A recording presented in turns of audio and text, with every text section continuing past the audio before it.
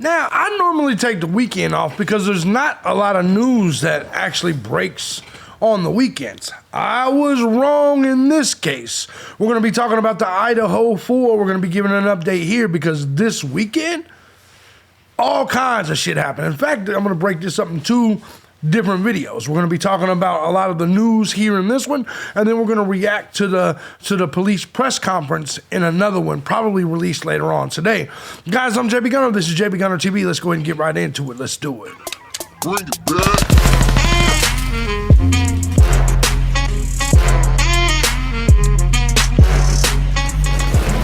What's going on, everybody? As you guys know, I'm JB Gunner, and this is JB Gunner TV. Now, before we get into this shitload of news when it comes to this story, I want to say first and foremost, thank you to everybody that supports this channel, regardless of the method you choose, whether it's Cash App, Patreon, Venmo. Truth is, guys, I couldn't do this each and every day as often as I do if it wasn't for you guys, the Gun Squad.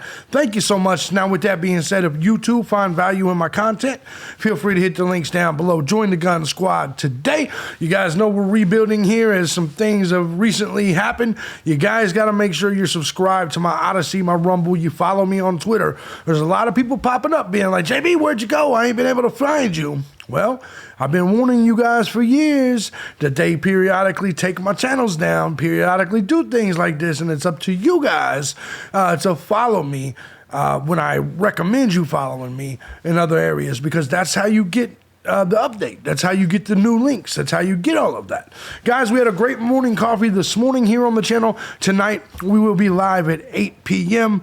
To do the JB Gunner show. But let's go ahead and get right into this because we have a lot of shit. Exclusive Idaho party house where 4 students were obviously stabbed. They were stabbed to death in their beds. We've learned that. Victims were stabbed multiple times with a long knife in a very personal attack, with the on-the-run killer believed to have slipped through the sliding door. Now, you guys know my predictions on this. You guys know I believe that whoever did it, these two were the targets. And I've got a lot of incels commenting on my work saying, basically, don't demonize incels. No, listen, I'm going to demonize all you fucking lames. Any of you lames that are that upset that you can't get some pussy on your own, that for whatever reason it triggers you. And like I said, we're going to find that out to be the case. Make no mistake about it. In fact, remember how the last video I said this reminds me a lot of Danny Rowling? It's really ironic that I said that because I'm going to actually show you very soon where now the mainstream media is comparing this to the Danny Rowling case in Florida back in the day, right? It's crazy when you look at all this, but I just want to make this clear to the incels watching, and I know you will. I just want to let you guys know this. I don't think all of you incels are killers, but I think a lot of you incels worship pussy so much that when a situation like this occurs, that when you get rejected and you're tired of getting rejected, rather than just fixing yourself, you go out and you kill others. At the end of the day, rather than you stepping your game up, paying for pussy, whatever the case may be, you decide that other people need to be harmed because you're undesirable, because people don't like you or want to be around you, nor want to fuck you. And that's just the reality of all this. Now, you can come in my comments like you've been doing, saying, how can you possibly say it? What have I been wrong on so far? What have I been wrong on so far? I'll let you know when I'm wrong, and trust me, I admit when I'm wrong. Okay, we know the victims of these people that were slaughtered Sunday in their home. The 6-bedroom, 3-story house is a 17-minute walk from the University of Idaho campus. Zaina's father, Jeffrey, says the only way to get inside the home is with a combination code to the front door. Now, we've talked about this, and we found out, by the way, that they were very liberal and loose with the combination. Apparently, this was a party house. You get hoes in the house. You know how this shit works, right? Yeah, I know what you're going to say. How can you call them hoes? Well, listen, I don't care who you are. If you're having a party house, you think I don't think that young teenager or young college kids have in a party house? Fuck, of course they do. Of course they do. The only way the killer could have entered would be, the only other way would have been through a sliding door next to the kitchen. Sliding doors are dangerous as it is, man. I'm just going to be honest with you. The slow pace of the police investigation is enraging the victim's family and terrifying the local community. I'm going to be honest, a lot of these cases as of late, when we're talking about Debbie Collier, we're talking about Quentin Simon, a lot of these cases, I have to admit, the police are really, really fucking slow with this. Like, remember when we understood if you didn't solve the crime in the first 48, it was done? Now it's so much so that they're literally making excuses saying Debbie Collier set herself on fire. Get the fuck out of here. You just dropped the ball on the case. That's the truth. Here we go. It has now been almost a week since the killings, but police have not made any arrest or named a suspect. Ethan's father, Jim, begged authorities to speak the truth, share what you know, and find the assailant. Now, here's the thing. This is why I think some of you guys are dumb. What do you mean share what you know? You do understand that it could compromise the investigation, right? Not everything has to be out on social media or in the public eye. If you're an investigator or a detective or a homicide detective, why would you share everything you know with the public? That's dumb. But a lot of you people believe that truly that they should just share everything they know. Give the killer a heads up, right? A boy seen with Madison and Kaylee about an hour before they were killed in a video at the food truck is cooperating. The guy that I pointed out was at the food truck. He's cooperating. So far, he's not a suspect. In fact, the police said it in their press conference. So, like I said, I'll say when I'm wrong, that guy, the particular guy with the hoodie and the hat, they're saying may not be a suspect. I don't see how that could possibly be. There's more to this story. We'll get to that as well. I'm shocked that he's not considered a suspect, but he is cooperating, though. Police still have not ruled out the other two roommates in the house as persons of interest or suspects. Those were the ladies. I highly doubt two college girls are going to be able to attack and stab and kill everybody else, right? Now, they may have known somebody, right? So anyway, this was known. This was a popular choice of party venue for the University of Idaho students until the gruesome killings. Now the property is a blood-soaked crime and community of the college kids is petrified. All four were murdered in their beds, according to the coroner, and said they suffered multiple deep wounds, which suggested that attack was personal. It was late at night or early in the morning, so it seems likely that they were sleeping. There were also stab wounds on them. Most of them had one wound that was the lethal wound. It was to the chest or upper body, Coroner Kathy Mabbitt said during an appearance on News Nation. Yeah, it looks like it's pretty easy to get in there, and if you look at the wooded area back there, you could conceal a lot in that area, right? Like, I'm just going to be honest, it seems like it seems a little dangerous, right? The only way for the killer to have gained access was the code, the keypad lock, or the sliding door. Kaylee's sister, Alavea, has revealed that a lot of people knew the code to the home because it was such a social house. That means hoe house. That means party house. Everybody was getting fucked up, turned up, as the kids say, and sucking dick. Dakota Sparks, a neighbor who lives on the street, said she was awake at Sunday around 3 a.m., around the time the killings took place, but they heard nothing. Police will not confirm whether Dylan Mortensen and Bethany Funk, the other two girls in the house at the time of the murders, are being treated as witnesses or as suspects. These are the people who may have seen the crime, but on the flip side, may have committed the crime. Aaron Snell of Idaho State Police told Fox. I highly doubt the two broads did it, just to be perfectly honest. I don't know. It says no one has been included or excluded as a person of interest. The families of the murder victims are becoming frustrated. I know my sister, and I know for a fact they locked their doors. They did everything right. But that does no good if everybody in the fucking neighborhood has the code to the doors, right? There was a keypad on the front door. Due to the closeness of the community, a lot of people had access to that door. But the door had a keypad code onto it.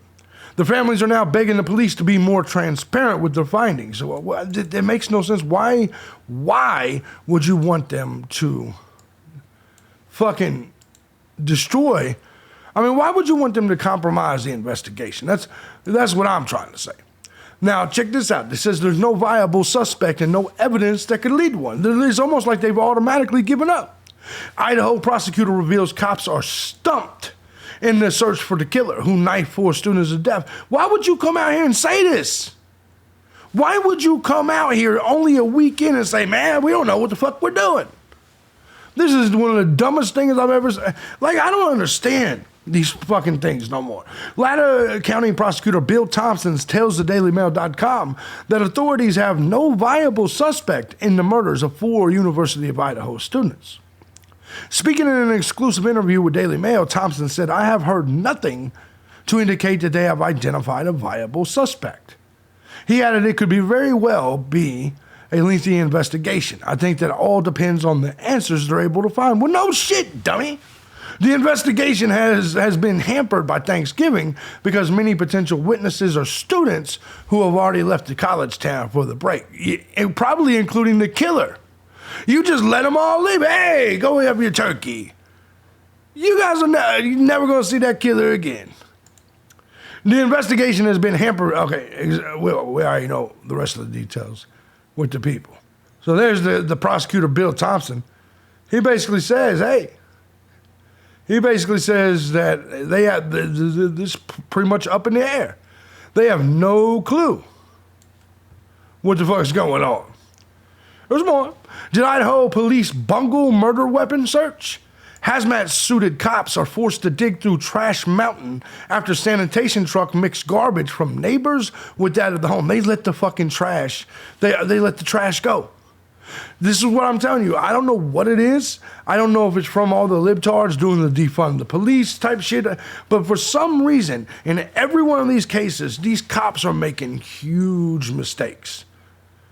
And you know, somehow we're going to, in the end, just like with Debbie Collier, we're going to hear that these people killed themselves. It's going to be crazy shit. Mixed garbage from the neighbors with that of the home where the 4 students were murdered. How do you make that mistake? A garbage truck collected trash from the home where the 4 University of Idaho students were killed before it was searched. The sanitation truck had already collected trash from the other homes in the area, so the garbage from the home where the students were killed was mixed in.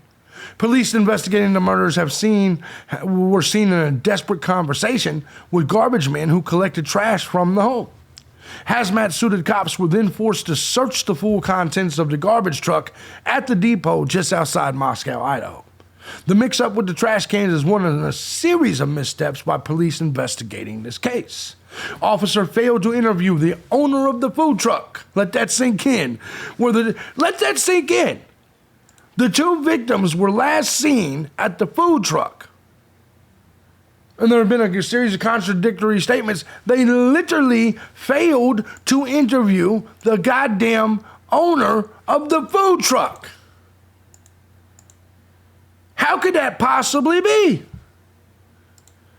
I mean, to be perfectly honest, a lot of these true crime YouTubers you see out here are better at fucking doing this job than they are. I'm not even a true crime YouTuber. I'm a political and social commentator YouTuber. And I think I do better at this shit.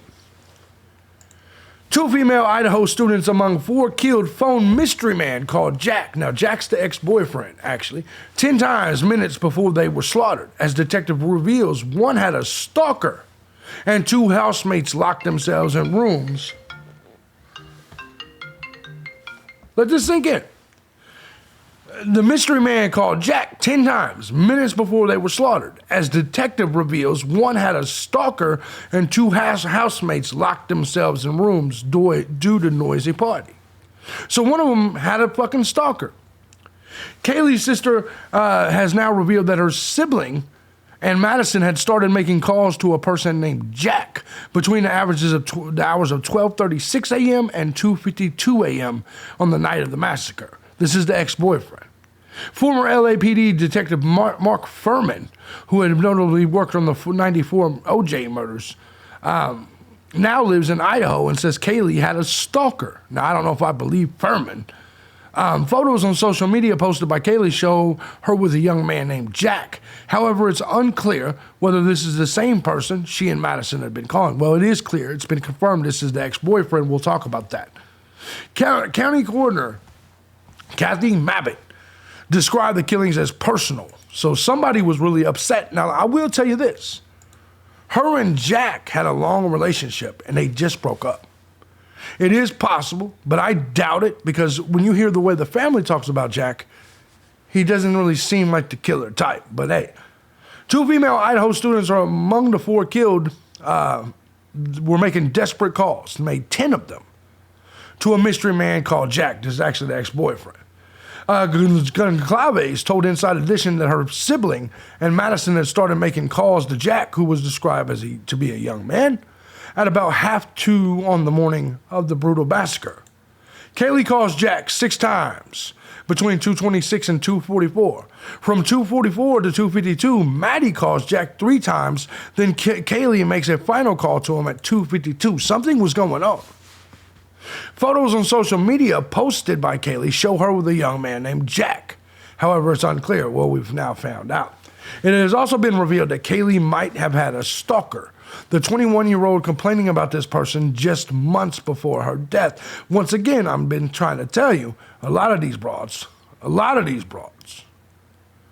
especially with the attractiveness, and I told you, there would be somewhere in this, some incel, somebody stalking these women because he couldn't have them. That's essentially what you're going to see, and that's essentially what you do see. Former LAP Detective Mark Furman, now lives in Idaho, said he'd heard this information from a student. I talked to one student, and I agree it was twice removed from the person that said it, Kaylee. But Kaylee 2 months ago complained about a stalker. The killer apparently bypassed the bedroom of the 2 young women who lived in the 6-bedroom, 3-bathroom house, who were not attacked. So whoever this is, he passed the other 2 that weren't attacked, went right past the room directly to the women, the people that he was looking for. Their story was they heard partying, they heard noise, but they just, as usual, said there's partying going on, they locked the door. So they obviously was always partying in the house. They said, this is nothing new. They locked the door. They went in there and they went to bed. The 2 roommates who were not harmed in the attack are not suspects and have been cooperating with the investigation since the start. Meanwhile, a man who was filmed with 2 of the murdered Idaho students in their last hours was identified and is cooperating with the police. That's the man in the hoodie at the food truck that I could have been wrong about. The youngest man was not given, has not been made public, but he was filmed walking up to a food truck with Madison, Mogan, and Kaylee on Sunday, less than 2 hours before they were murdered in their home. I still think he could possibly be involved. I don't trust the police eliminating him. He was too creepy. Goncalves, tired of the lack of transparency and information from the police, has taken matters into her own hands, also tracking down the Uber driver that took her sister home the night of the murder. Apparently, the driver has been, all of these people have been pretty much eliminated as suspects, which is weird to me, right? I found neighbors' Ring camera footage so I could easily verify that the Uber driver took them home, she told Inside Edition. Moscow Police Chief James Fry told reporters on Wednesday that there had been no signs of forced entry at the home, so whoever got in there without breaking it. The door locks with a number code. But however, so many people in the neighborhood or in the community had the number. They lived in one of the most iconic streets of being seniors. It's kind of a well-known place. I know my sisters, and I know for a fact they locked their doors, is what they're saying. Apparently something, so even if they did lock the doors, I'm going to be honest with you, even if they did lock the doors, ultimately if everybody else had the fucking code, what did locking the doors do, right? We stand behind Jack 1,000%. Parents of murdered Idaho student insist the ex-boyfriend is innocent. After it's revealed she called him 7 times, just an hour before she and 3 other students were butchered. Now, sounds to me like they were panicking. Somebody probably was stalking them, chasing them. Could have been the dude that at the food truck, right? But here's what's crazy. They took the Uber home. When did they call him? Did they call him before the Uber, after the Uber? I'm curious about this, right? The parents of Kaylee Goncalves said that they were standing by the young woman's ex-boyfriend, who received at least 7 calls the night of the murders. Bill Thompson said Saturday that law enforcement is trying to expedite everything that could solve this case. 2 of the housemates survived, with questions raised as to why they didn't call 911 earlier. Good question. Police say neither of the 2 women is considered a suspect. I highly doubt this Jack right here is the murderer. I guess I could be wrong. I guess I could be wrong, but first of all, how the hell did he pull that? But it is what it is, right? It looks to me as if that's the jack. That's the jack. He's not murdering nobody. I guess I could be wrong, but he's not murdering nobody. Christy told Jones that she believes that her daughter and Jack would eventually be married.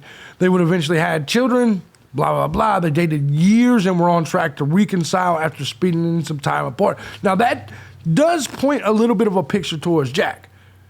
If they were just broke up, that's motive, right? That's motive. I know if I just broke up with my girl and she's in a party house constantly partying and dudes and all that shit all around, I'm not 100% sure, like if I was in love, if I would take that, lying down, so to speak, right? A local reporter said today were state forensic investigators who photographed the tracks. What this is there was literally tracks outside the house, car tracks, tire tracks, outside the home. On Friday night, it was revealed Goncalves and Mogan got a ride home from a mystery individual after a food truck with cops now hunting for that driver. I don't see how it's a mystery guy if it was an Uber guy, right?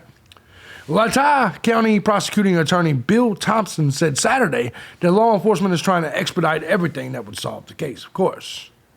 Meanwhile, local sleuths have connected the killings to the story of a man who found his neighbor's dog skin just 2 miles away. We'll be talking about that and where they were last seen.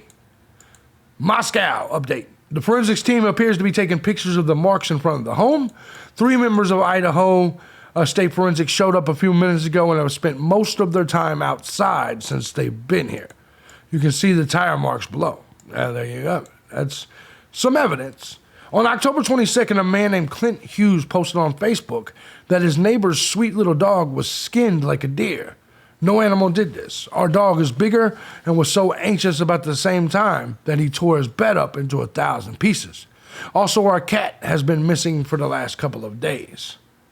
In a Facebook group, it was noted that the girls were last seen in public just under 2 miles away from the area where the dog was murdered. They also note that the 4 students were killed with a knife believed to have been a Rambo blade, which may have also been used in the skinning of the dog. DailyMail.com has attempted to contact Hughes for comment. The local sheriff's office is believed to be aware of the killing, although no official link have been made. Online sleuths have been credited for helping cops make multiple breaks in multiple high-profile crimes, including Gabby Potato, and you know the deal. An expert cop also weighed in on the terrifying killings, saying the victims have been too shocked to cry out as they were stabbed to death in their beds. I don't believe that at all. I don't believe that at all. To be perfectly honest, I know if you're stabbing me, I don't give a fuck. I'm screaming out. Especially if there's other people in the house. Moscow Public Alert. This sounds like clickbait bait, but it's not. This was October 22nd. Last night after 2 a.m., our neighbor's sweet little dog was skinned like a deer. No animal did this. This was in October. Our dog is bigger, and it was so anxious about the same time he tore his bed up into 1,000 pieces. Also, our cat has been missing for the last couple of days. Not sure if it's tied to Halloween, and I really don't care. I'll be chambering all my firearms. I would suggest everyone else in North Moscow do the same. Lot of crazy shit. Lot of crazy shit going on in that neighborhood right now, right? Not quite sure exactly who drove them home. Cops hunting killer of 4 Idaho students say 2 of the victims were given ride home from food truck by mystery private party. As they revealed that man spotted near them and surviving housemates aren't suspects. Moscow, Idaho police on Friday evening said the 2 of the 4 victims were given a lift home in the early hours Sunday by a private party. They are now hoping to speak to the driver of the vehicle, which I believe they have now. I believe they found out it's an Uber driver, right? The women's 2 housemates on Friday were ruled out as suspects, as was the unidentified man seen loitering behind Mogan and Goncalves at the food truck. No suspect, no murder weapon. They don't have anything. They don't have anything in this whole fucking situation. So dude back there in the hoodie and all that, he's been he's no longer, he's not a suspect. They, for some reason, don't believe that this is them walking away. So I guess they just let dude, like, completely off the hook. Idaho cops released map of brutally murdered students' last movements as they begged witnesses to come forward. They published a map showing the last known movements of the group. Right here, 11/12. 11/12. Kaylee and Maddie at Corner Club, 202 North Main Street. Right here, this red dot. At 11/13, 140, Kaylee and Maddie at the Grub Truck on Main Street. Right here. 145, Kaylee and Maddie are at the residence. 11:12, Ethan and Zana attended Sigma Pi party. This is on the 12th. 11:13, Ethan and Xana at the residence. Residence, they got the address of the residence. There really wasn't much shown. They got the map. They've developed their little timeline, everything. They're just not doing much. This is the truth. Police investigate tire marks at site of the quadruple murder, which we've already talked about. As experts say, victims may have been too shocked to scream. They really believe that. Oh no! Like who the fuck does that? Local Spear Sicko, who skinned pet dog last month, may have moved on to humans, and I think that's a big deal. I think that's a big fucking deal. We've talked about this. It is possible. What's the odds that someone in the neighborhood is out skinning dogs and now this brutal stabbing happened? It is very possible that you got, one of those fucking nut jobs. An incel nut job that is trying his hands at the old serial game thing.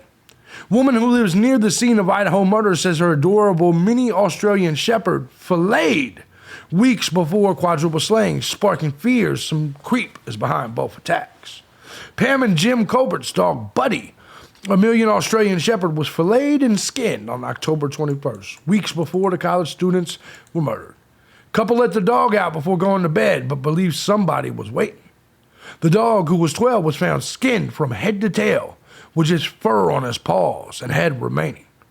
Although police have not made a direct connection, that's crazy, right? That's crazy. It's a sad fucking story. That's sad, man.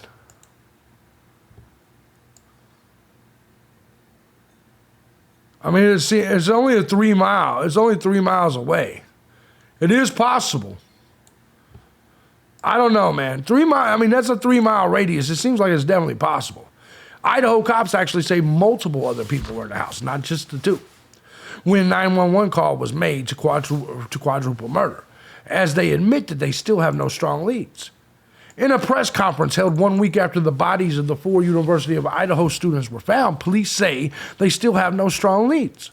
One police officer said that he believed there was others in the house when police responded to the call placed at 11:58 a.m. The murder weapon has not been recovered as of November 20th, nor today, the 21st. Investigators previously stated the investigation could take some time due to the Thanksgiving holiday. They've received more than 640 tips so far. This is insane. We'll take a look here. So anyway, Chief admits cops have no strong lead. Yeah, the person that was inside the home that called 911, that was not one of the roommates. Can you conclusively rule that person out as a suspect at this point? I don't think I said that it wasn't one of the roommates. I said that it was used with the roommate's phone. I believe somebody asked if that was the killer, and you said no. No, that's correct.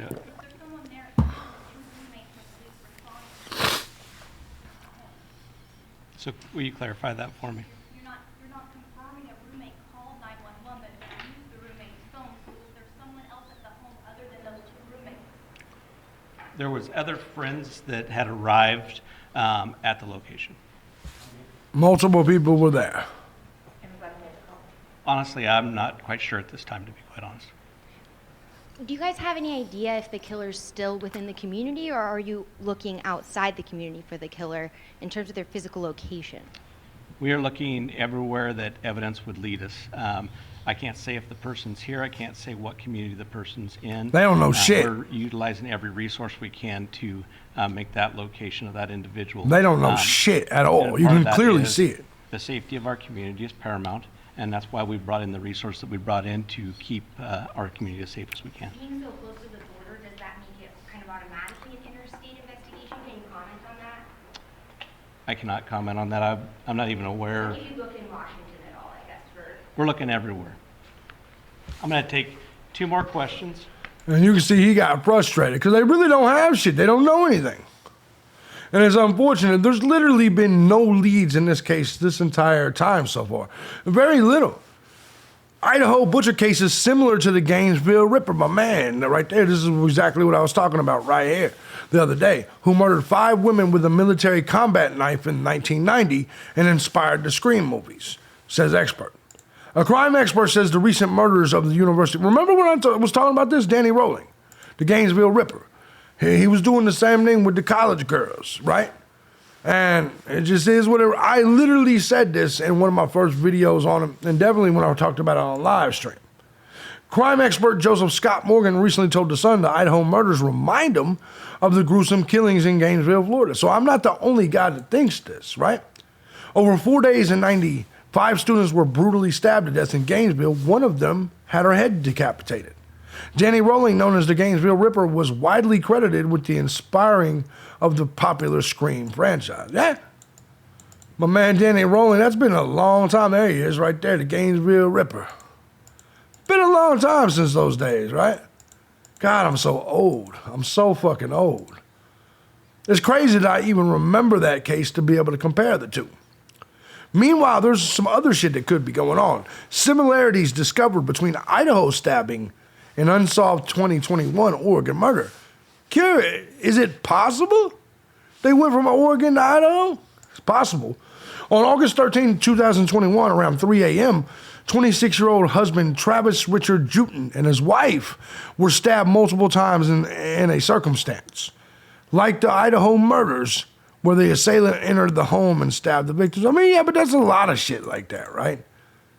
I'm not really sure that would... The murder of 4 University of Idaho students early in the morning, blah, blah, while they were sleeping. Idaho has striking similarities to an attack of a sleeping couple from Marion County, Oregon in 2021. According to the Idaho Tribune, on August 13, 2021, around 3 a.m., the 26-year-old husband, Travis Jutin, and his wife were stabbed multiple times in a circumstance like the Idaho murders, where the assailant entered the home, stabbed the... Yeah, but that, to me, a lot of, like, these cases... It doesn't mean they're connected, because I'm just saying, if you're going to be a killer with a knife, this is pretty much how you would probably do it.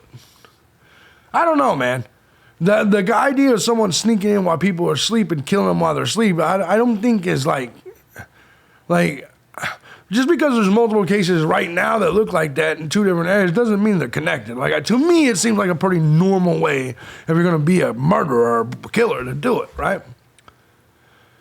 Travis Jutin died while his wife survived despite 19 stab wounds. Authorities indicate that the attacks were masked and the investigation is ongoing. Oregon police have not released any further information despite the wife surviving the attack.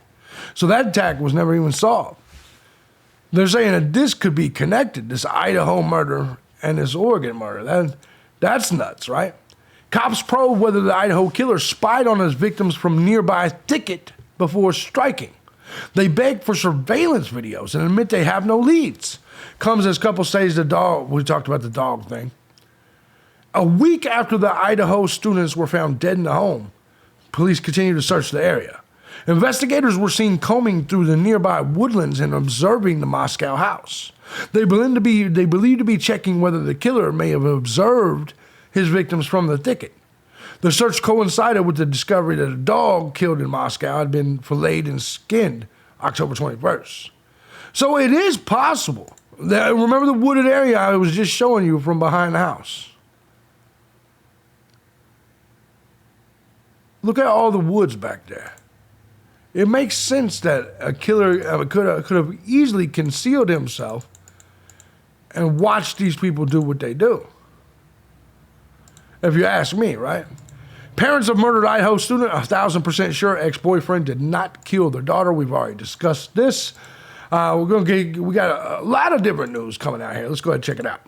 Well, today marks 7 days since 4 Idaho college students were mysteriously murdered. Tonight, CBS's Christina Ruffini is in Moscow, Idaho, with some new developments in the investigation. A lot of these we've already heard and talked about just now. The chief of police for Moscow, Idaho, said the 911 call was made from one of the surviving roommates' phones, but the individual who placed the call was not one of the surviving roommates. They were asked if the caller was the killer, and they said no. They also would not say who made the 911 call, only that there were other people in the house. CBS also asked how it's possible for one individual to kill 4 people and not wake up the 2 remaining roommates, and the police said that's one of the things they're trying to figure out. As for the school, the university president said they're going to allow students to go remote if they don't feel comfortable coming back to campus. Damn. But they know that some students might want the comfort of being around their friends, so they're asking teachers to prepare for both eventualities. Today, downtown, volunteers put up flyers on store windows asking anyone who has a home camera or security camera to look for anything suspicious the night of the murders and to search garbage bins, compost heaps, alleys, anywhere evidence might be found.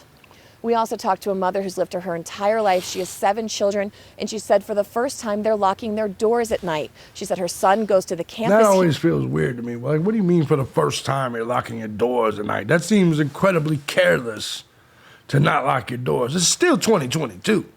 Even if you live in a good state, in a good neighborhood, it's still 2022. It's a crazy world these days. Here, he's worried, she's worried, not only about his safety, but who among this tight-knit community could have committed this heinous crime. Christina Ruffini, CBS News, Moscow, Idaho. So we're getting a little bit of updates in. By the way, here's a snippet from the police press conference, which we'll be doing in the next video, because the press conference itself is let's see, was this 29 minutes long? We'll do this in the next video.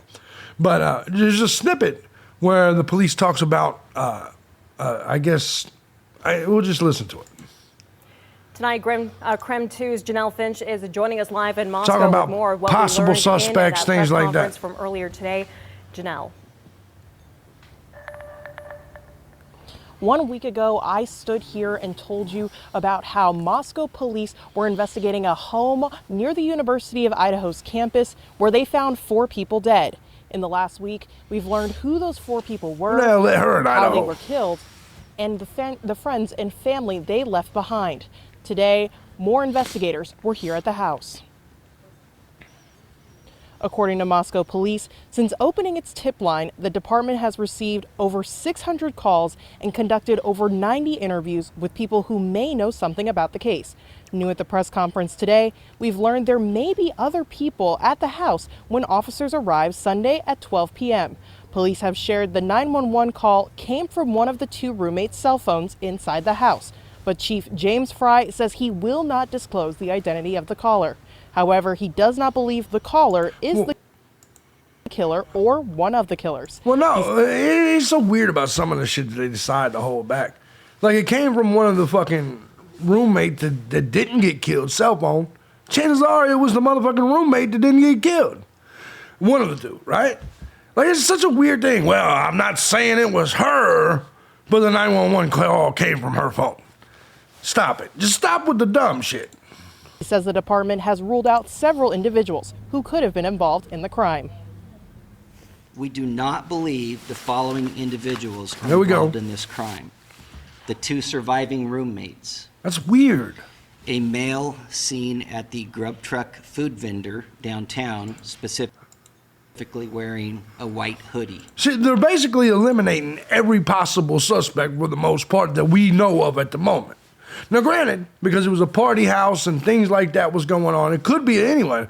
But it's really weird that we're eliminating all the people that's, like, possibly a main suspect.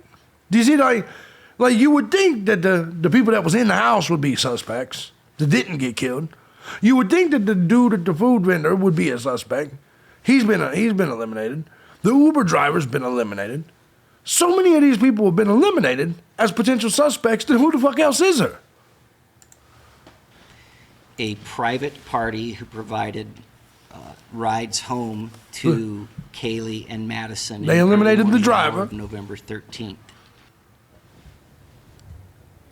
In addition, we learned Maddie and Kaylee also made calls to a man. Chief Fry later said the man is also not believed to be involved. Sunday. So literally everybody. Everybody. It's insane, really.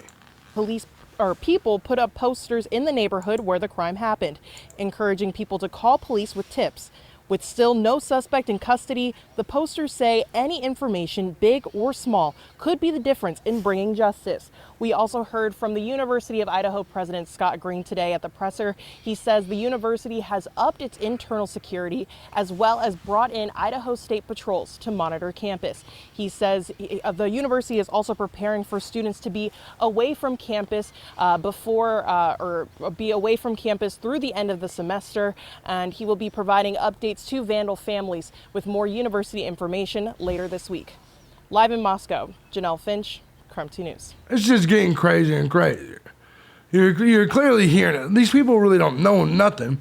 They're eliminating every fucking suspect there could be.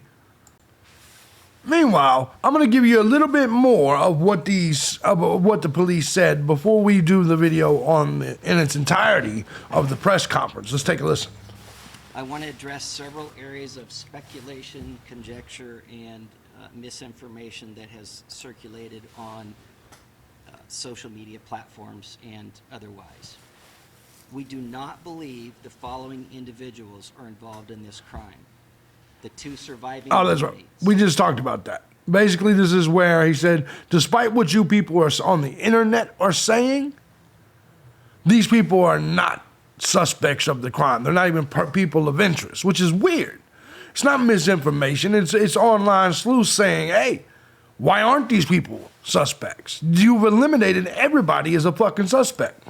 At noon, I'm Brenda Rodriguez. The Moscow community wants answers after 4 University of Idaho students were found dead in a house near campus on Sunday afternoon. The Leda County coroner says Ethan Chapin, Zayna Cornodal, Madison Mogan, and Kylie Concavez were all stabbed to death, and their deaths have all officially been ruled homicide murder. Our Abby Davis is live in Moscow. Abby, what have you learned today? Well, Brenda, you can see behind me the crime scene is pretty active right now. You guys can see that crime scene tape blocking off the entrance. There are a good amount of law enforcement here right now. We know there's a forensics team that is also still collecting evidence, but right now there's really more questions than answers with so many unknown factors, especially with the killer still out there now. The Latah County coroner, Kathy Mabbitt, told KTVB today some of the victims were in bed when they were stabbed, but can't say which ones. She also says it's likely they were asleep, but can't specify who. Mabbitt said she has no way of knowing if the same knife was used on all 4 victims. It was definitely a knife. It would seem like if there was more than one, it was very similar, not just the same one for all of them. What? She also cannot speak to defensive wounds and can't specify an exact time of death because it was reported many hours later. Now here's what we know about the timeline. Idaho State Police actually just released a map of events this morning, so this is brand new information that we have for you. Which is the map we saw at the top of your screen on Saturday.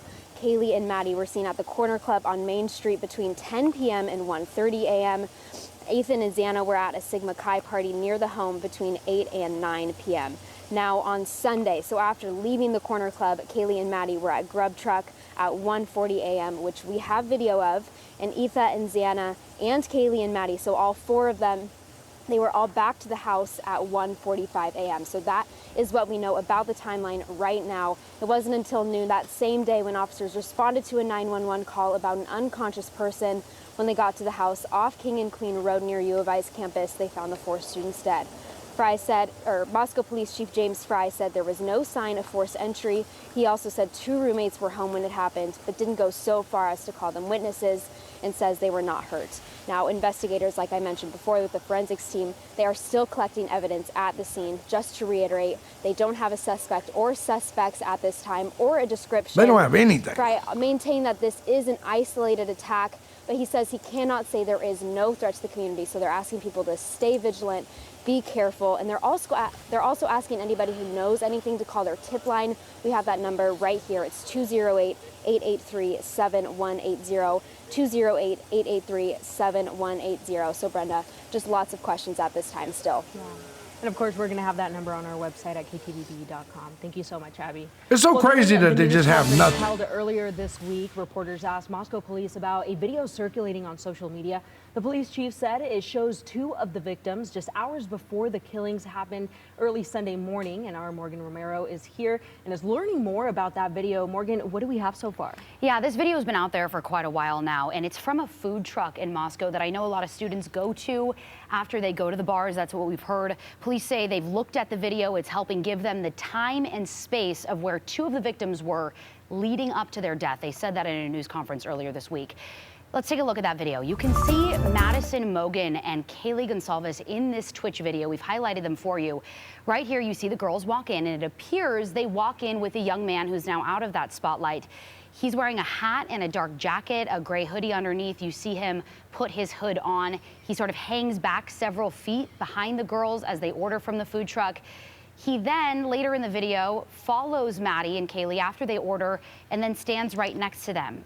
We'll show that later on the news at 4, but all 3 are there at the food truck for about 10 minutes. Idaho State Police says authorities have contacted that young man and they've interviewed him as part of the investigation. They are not labeling him as a suspect or person of interest at this time. That's crazy. We also know Kaylee and Maddie were out at a bar downtown before coming to this food truck, but ISP couldn't say if that young man seen in the video was at the bars with the girls before. Again, as you just heard Abby Davis say, police still confirming and reiterating today they have not identified a suspect or a person of interest in this case yet. Well, thank you so much, Morgan. Yeah, you bet. That's insane, really. How they're just basically like, no, they're not suspects. Those people, to me, they should be the main suspects. But granted, police know shit I don't know. This is, I believe now I've got you up to date on this story. If you guys haven't seen my videos on this story previous to this, go check them out. I'm going to try to keep all this news updated with you. It's a fresh new week today. Just so happens a lot of this broke over the weekend. That's why this video was so damn long. And we will take a look in the next video at the press conference by the sheriffs. We're not going to learn a whole lot more than what we know right now, but every single time we watch them in their entirety, we tend to pick up something, but you get to know at least what they're revealing to the public. I definitely think the police are dropping the ball on this case. I think it's, I don't like the way it's going at the moment. I don't understand. Maybe this is for the cameras, but to eliminate as suspects everyone, pretty much. The roommates, the taco or the food truck guy, whoever drove them home, the ex-boyfriend. I think it's highly irresponsible to eliminate all of these people as suspects and people of interest. If you eliminate everybody that knew these motherfuckers, who's going to be the person of interest, right? I do think that the fact that so many people had the access code to get into the house, I think is problematic. If everybody has access to the house, then everybody's a fucking suspect. That's going to be crazy. I still think in the end it's going to be some incel, some dude that was mesmerized by these 2. I think that's plain to see. And I bet you the stab wounds with these 2 are even deeper than the other ones. The other ones were just, we got to get rid of the witnesses, right? But then the question has to be asked why they didn't go into the other 2's room. Now, if you listen to what we've been told, it's been the day they went in the room, they locked the doors because there was a party the night before. Who was at that party? Just curious. And why do the police seem to be so stumped?